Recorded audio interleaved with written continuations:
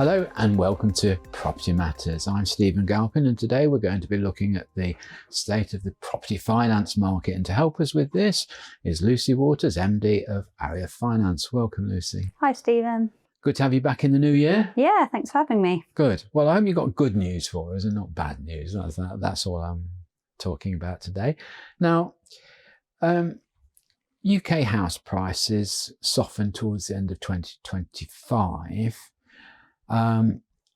With a quoted 6% fall in 0.6% fall in December. On calculations, it looks like that the UK average property price is around 290,000. Do you go with that? Yeah, I think the last Halifax data came out 297 there or thereabouts for December. So actually, the sort of overall picture isn't too gloomy in terms of house prices, but there's obviously some regional differences there, with London and the southeast suffering somewhat. Yes. Where obviously I'm very nervous about taking a cross-country view on these things. I remember sort of back in COVID, there was a sort of rush to buy properties in the country with more garden space because people were restricted to home and all the rest of it. And we got all sorts of stats coming out sort of saying, oh, well, country homes, they've had a 400% increase in sales numbers this month. And you'd think, crikey, that's good. But actually what it meant is that they sold 4 properties instead of 1. You know, so it wasn't that meaningful. And although I get criticised sometimes for being a bit London-centric, I do believe that London sets the pace and it ripples out countrywide. Now, I don't know whether that applies to the finance market, does it? I think, yeah, look, London it's always going to be a hub. And I think in terms of people making money in property, investing in property, London has always been a really safe place, or perceived to be a really safe place to park money. Obviously, with average property prices being considerably higher, yields have always struggled a little bit more in any case, because your yields are lower, and therefore when it comes to investment, that drives lower debt, and that couldn't be truer at the moment, with obviously interest rates having risen significantly over the last few years, and affordability pressures on those mortgages. Actually borrowing and investing, especially in buy-to-let assets in London, is a lot harder than it used to be. And then obviously from a homeowner perspective, you have the affordability pressures for people to be able to come up with a deposit and afford the monthly repayments and pass the lender's affordability test. So I think London has, whilst you see obviously higher wages and perhaps better affordability than you might see in regional areas, it's definitely struggled the most. And I think it's pulled down property prices because you see much better results coming out of some of the northern regions. And why is that? Is it because commuting costs are so big now? Or? I think that the whole way that people live and work has changed a little bit, for one. So you get a lot more working from home, although that tide definitely turned a bit and we've seen more of a move back to offices. I think there are still a lot of businesses that offer a degree of flexibility. So people who work in London don't necessarily have to live in London. And I think that has had a contribution. And we've talked about it actually on here before, with the Help to Buy leaving the market. That had a huge impact, especially on your kind of 2-bedroom flats in and around London. That definitely caused a slowdown. But this work from home business, I mean, because it's perfectly obvious, but a lot of the big firms now, say here in Canary Wharf, for instance, are saying, hold on a minute, we're paying 5 or 10 million quid a year rent for this huge office block full of every facility that you can manage, and you want to sit at home and work at home? No, thank you. You're going to come back to the office. Yeah, the tide's turned. It has, hasn't it? Yeah. And I don't think that's a bad thing. I think it takes a really disciplined person to be able to get the best out of themselves working at home. I agree with that. I think productivity goes down. You've only got to have something good on the telly and you're gone, aren't you? Yeah, look, I've always believed, and us as a business, we've always been office based entirely. And we noticed that a lot of the banks and the lenders that we work with that moved to home working, we really noticed that service suffered as a result of that. And I think that's true of all sectors. You've got no interaction with your work colleagues, so if you have ideas or you have problems, you've got nobody to discuss them with, other than on a phone call, which is never the same. Yeah, you don't learn in the same way. I mean, if you talk to young people, they'll only ever text, and if you say, well, why don't you talk to me? They say, well, I did, I text you. But it's not the same. You can't see the tears, you can't see the smiles, you can't see the thought, can you? It's a difficult subject. Okay, just coming back to London and this sort of softening of prices. I mean, I accept that in some regions of London, prices have dropped quite significantly, and 25 to 30% in some cases. Prime postcodes, for sure. Yeah. What's causing that softening of pricing? I think there's a number of factors. So interest rates is an obvious one. I think there's also tax regimes and the perception of the UK as somewhere to invest, and how we attract foreign investment and foreign buyers. I think that was a large part of the prime market. The budget, obviously, last year was a real hindrance from the summer onwards, at the very least, because it was one of the most speculated budgets that I remember ever seeing. And I think that with the speculation specifically around the sort of higher value properties, that put a lot of people off transacting in that market in the run up to the budget, even though it was obviously nowhere near as bad as we anticipated. Do you think the government understood that would be the reaction? It's a really good question, Stephen, and it's hard to see how they wouldn't have understood that, because speculation is never any good for a market, especially when it's negative speculation. So it's hard to believe that they didn't see it, but perhaps they just needed more time to get their ducks in a row. I think the question I would like to ask of number 10 is that with that budget, taking into account also the U-turns that have gone on since, and some of the catastrophic choices that were made, was it a budget that was created by number 10 and our Chancellor, so number 10 and number 11 working together or individually, whichever way they do it, or was it a budget that was inflicted on them by civil service advice? Yeah. It's an interesting thought, isn't it? Where did it come from? Yeah, I think there was a lot of ideology in there, and there was a lot of, it was a very political and a very politically debated budget, wasn't it? There was this sense of, we heard it a lot in the news in the run up, the broader shoulders, and I think that really spooked specifically the London and the prime markets, where you would expect the broader shoulders to lie.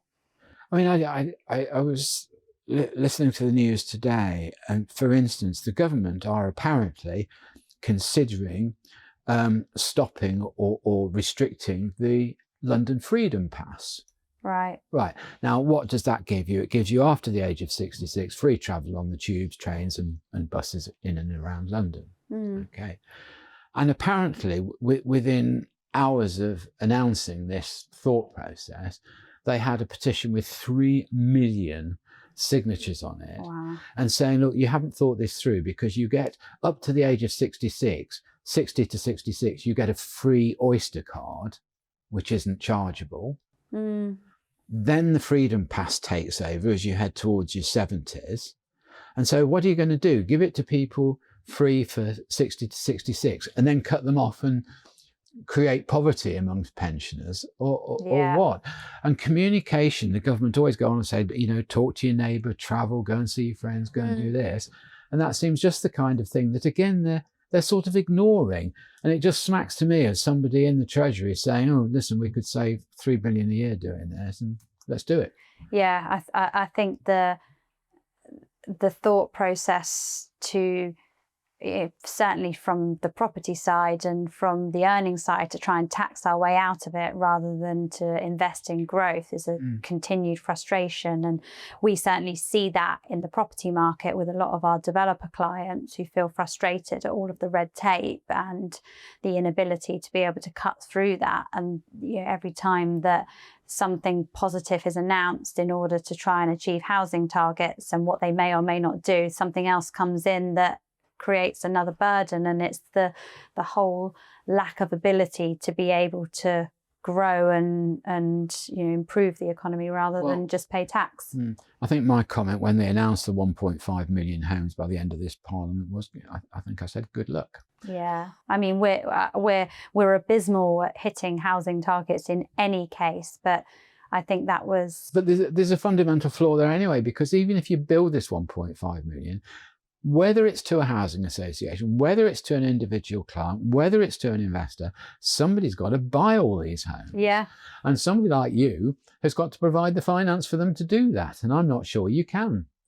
Well, look, there's actually a real availability of mortgage products out there. And that's the funny thing. Mortgage lenders are there, they want to lend, but has to stack up. The affordability has to stack up. And at the moment where there's such a disconnect between house prices and affordability and deposit size and then your other costs such as stamp duty, it's really hard to make it work for people. And therefore the private rented sector is such an important part of our economy that actually on the other side we should be supporting that more and looking for ways to help to grow that side of the market if we can't encourage more home ownership. But hold on, it's a little bit like the electric car syndrome, isn't it? They want to encourage electric cars, and what do? They cut the benefits. Yeah. It's just balmy to me. And I mean, as far as housing is concerned, if you're a young person trying to get on the ladder, as I've said to you previously, here in Canary Wharf, you've got one of the developments here starting one-bedroom flats at 880,000. Well, I don't know how a young person's ever going to afford that, even if they're a couple. No, it's a lot of money, isn't it? I mean, with a combined income, they're going to need 150,000 quid, aren't they? Yeah, I mean, general rule of thumb, and obviously this is not binary because there's a more complex affordability calculation that lenders apply by looking at people's committed outgoings and their sort of discretionary expenditure. But as a general rule of thumb, you might say broadly 4 times an income would be required for mortgage affordability. Some lenders still have that in play and some of them work more on an affordability only. But if you say 4 times income on average, some will do slightly more and some will do slightly less. That just shows you really what you'd need to be earning in order to. But let's just wind the clock back a little bit. I mean, I think at the height of it all, before we had the financial crash of 2008, 9 or 10, whichever bit you think was the catalyst, we were looking at sometimes 6 times earning, weren't we? And I have seen exceptional cases where it was 8 times. Yeah, I was going to say, I think 6 actually was probably at the lower end in many cases. And self-certification too. Yeah, and look, that didn't work either. So I think that we needed to see a more prudent affordability regime come in, and I think that's probably served us well because we often hear the term stress test, and we've heard that a lot over the last number of years. And I think a lot of people that are borrowing see it as a hurdle to overcome, but actually the stress came, didn't it? We saw the stress in 2022 and 2023 when interest rates went through the roof. Yeah. And actually then people coming off of low fixed rates and their borrowing costs rising exponentially, actually the stress test that lenders put in place to make sure that they could afford that rise stopped us from then falling off of a cliff when it came to affordability at the end. So there's a balance for sure, Stephen, and I'm not sure that we've quite got the balance right at the moment. And I think the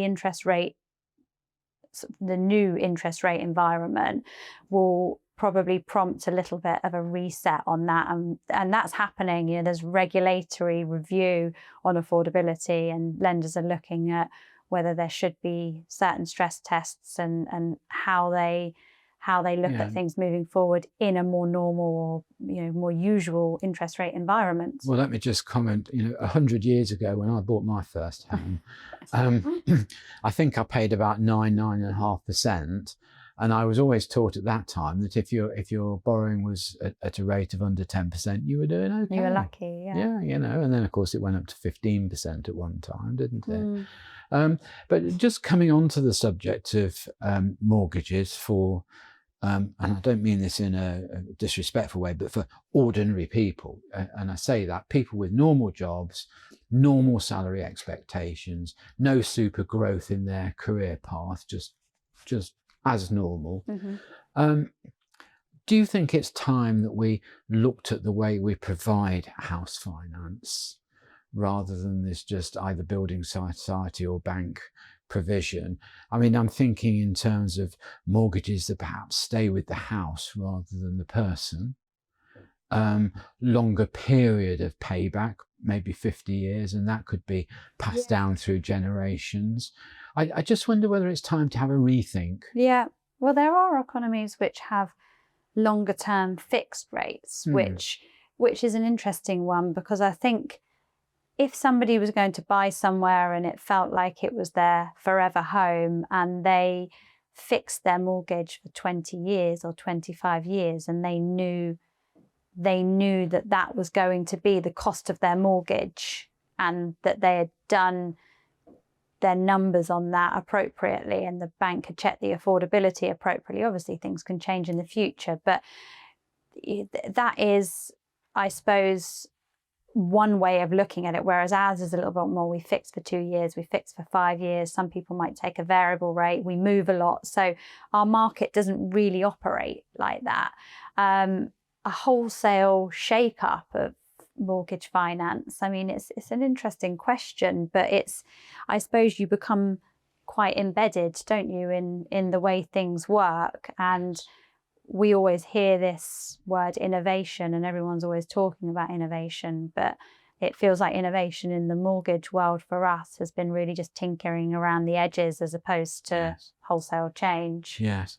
You see, I'm thinking, I read some of your notes on the subject, and you are witnessing a return to a higher loan to value in terms of mortgages. We're looking at 90 or 95% mortgages again now, which I suppose is a step towards the 100%, isn't it? I'm not sure what my view of 100% mortgage is. I don't think anybody takes a mortgage out with the idea of defaulting on it. So I don't think it's quite as bad as some people would make out. But I do agree that it could cause young people stress if there is a sudden change in the market, whether it be interest rates, house prices, negative equity, or any of the taboo subjects that we get with property. So I don't know, but do you think it's a good thing? Look, I think it serves a purpose, and I think that there are still some soft costs, and you have your stamp duty, your legal costs, valuation fees, moving costs, and if it's a first-time buyer, they have to set the house up with furniture, and there's costs associated with it that would not seem insignificant to that individual when buying their first home.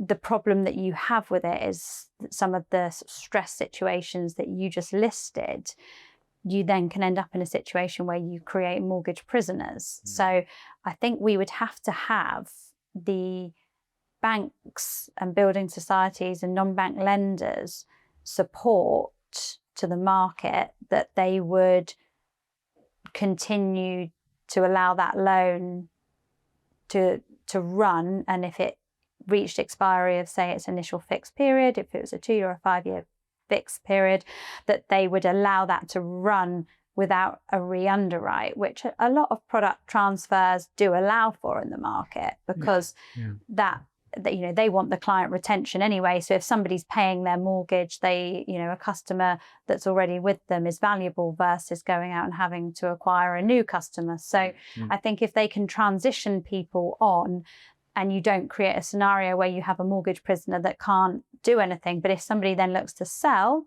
and their property value has fallen, that's when you can cause the problem, because then it's a case of actually having to stump up the money. But I think, if I remember rightly, I've got a feeling it was the 90s where banks and building societies were ordered to be more helpful to, shall we say, delinquent borrowers. Right.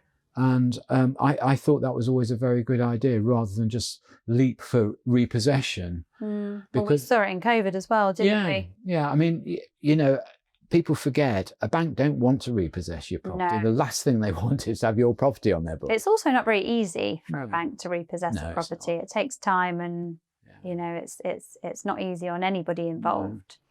No. Okay, let's just move on for the final minutes of our show to buy-to-let. Now, the government has been quite difficult with what they call accidental landlords, and I think what they mean is really the private landlord with 1, 2, 3, 4 properties. Now, they've had a bit of a holiday in terms of lending criteria. There have been specialist firms for buy-to-let who've been quite relaxed about the conditions. They base the lending on rental income rather than the person's finances, and I think that's a great thing, specialist lending, because you do get professionals looking at what you're asking for, and I think that's absolutely great. But again, the government seemed to have jumped in and put a stop on all of that by encouraging the institutions to take over buy-to-let. And I'm not sure the institutions are going to be very much better at it than anybody else. Why? Because I think the private landlord is very conscious of his asset, tries very hard to get a good tenant, and tries very hard to look after them. I'm not sure that some of these big corporates will. And in fact, I think they'll be quite, don't know what the word is, but quite brutal when it comes to affordability and what they're going to get in terms of yield. How are you finding the financing for these sort of projects? Are the big institutions taking up the finance and individuals being left behind? Or we're seeing a mix, actually. Now, I think when it comes to the smaller landlords, the sort of sub 3 properties, perhaps, if you were to use that as a cutoff, that market is really tough. So unless somebody has ambitions to scale, I think it's very difficult for people to transact in that market and make it work. So we've seen definitely a movement more towards higher yield assets, which is probably part of the London sort of regional divide. And people are much keener to seek better yields, either by moving further afield or, in areas that present stronger yields, or by changing the asset class slightly to HMO, co-living, student accommodation, and alternative types of assets. And co-living is something that we've actually seen quite a rise in recent times. So you see that curtailing of the small private landlord is being converted into perhaps a restructuring of that kind of business, I suppose, then. Yeah, to some extent. And I mean, we still deal with a lot of landlords that have, say, 3, 4 properties upwards to, many landlords that have 50, 60, 100 properties. And actually, I think the difference there is it becomes a bit more systemized. It tends to be somebody's full-time occupation as opposed to something that they're doing alongside their main occupation, and I think that makes a bit of a difference. And I think people, I don't think that's a bad thing. I don't think that's a bad thing either, because people can give it more time and attention. And in terms of mortgage availability, there is a lot out there. There's debt is not difficult to come by, provided the numbers work, and I think that's the key, really. It's about finding appropriate yields to support the debt in today's interest rate environment. Okay.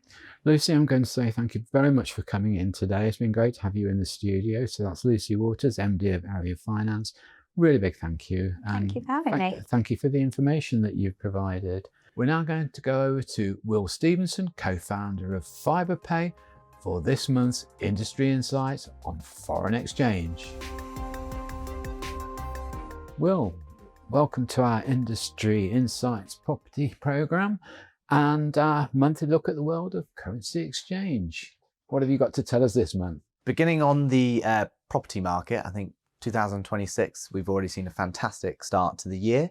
That uncertainty that we had from the late budget last year, now we know that the expectations of it causing a lot of havoc for this year, we know now it seems business as usual.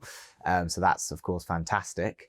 In terms of the currency exchange markets, I think one big factor to look out for this year is interest rates. Of course, we've had an interest rate cut towards the end of last year, and it seems that the Bank of England is talking about further cuts throughout the year.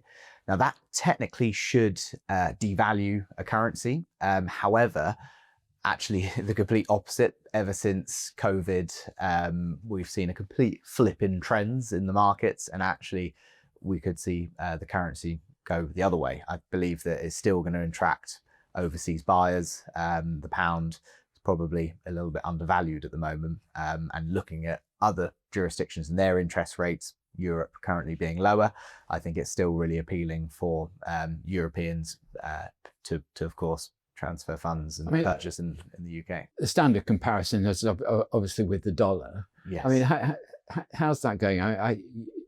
Some reports you read that Trump is absolutely decimating the American market, so therefore the dollar should be cheap, but it's not. It's not. The dollar is the world's safe haven currency. So whenever we see huge geopolitical problems like as we're seeing, the dollar tends to gain strength. Again, another trend that seems to be more common since COVID days. So actually, US market is still huge. I think it will be this year. It's also incredible value if you look at since the referendum to purchase pounds and sell dollars.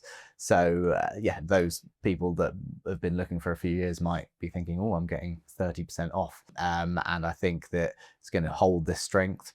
Trump did want a weaker dollar, but with all the things that he's up to, we're absolutely not seeing that at the moment. But I think continuing going forward, dollar strength and pound undervalued. What's the comparison of, particularly in the property market, of money coming in to money going out? There's still, I think, particularly if you focus on London, there's still such a demand for internationals having that London property. I guess it's a bit of a flagship piece that you have to have if you're a particular high net worth.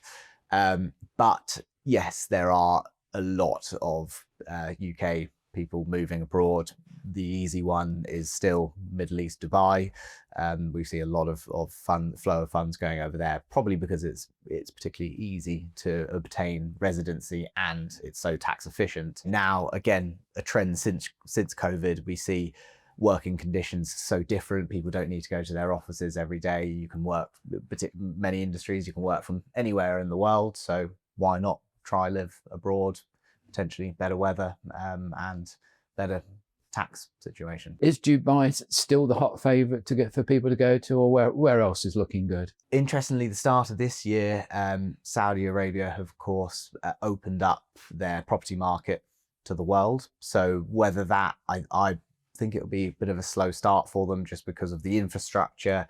Dubai is already so welcoming in terms of the being so easy to move into. Probably Saudi might look a little bit more frightening, let's say, for people that don't know the jurisdiction. Other than that, Europe's still popular.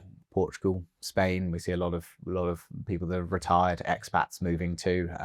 Why would you not, with the having 300 days of sun on your back? So, Will, thank you very much for coming in and doing your 5-minute appraisal of the currency exchange market. Very pleased to have you in the studio. Look forward to having you again next month with your latest comments. I'm Stephen Galpin. Thank you for watching. See you again next time.